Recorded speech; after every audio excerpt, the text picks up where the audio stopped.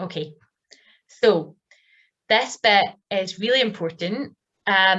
We have 16 rights in the Human Rights Act. I'm going to show you them actually now.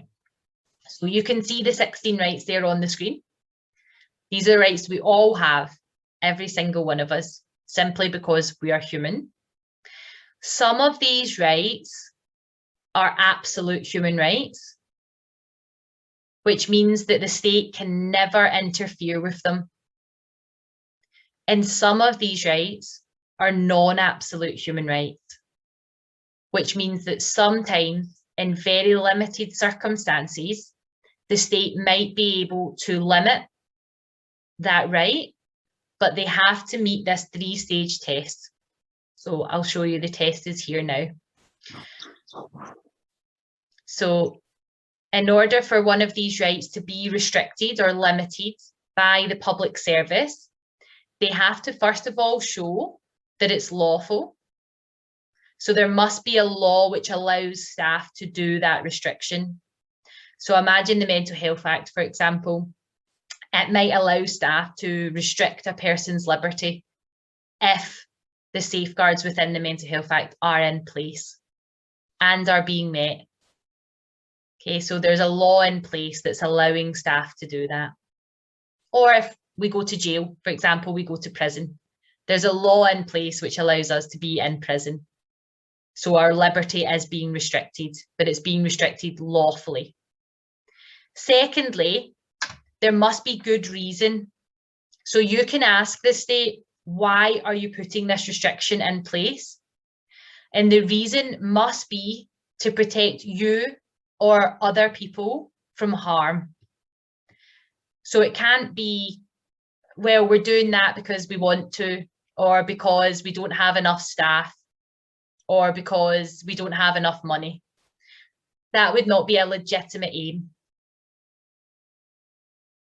It has to be to protect you or other people from harm. So if you think about perhaps during coronavirus, sometimes our liberty has been restricted. And as long as that legitimate aim is about preventing the spread of infection, protecting me or someone else from harm, then that might be okay, that might be allowed. But importantly, it has to be proportionate. So that means that the public body has to think about all options and they have to pick the least restrictive one that's available to them.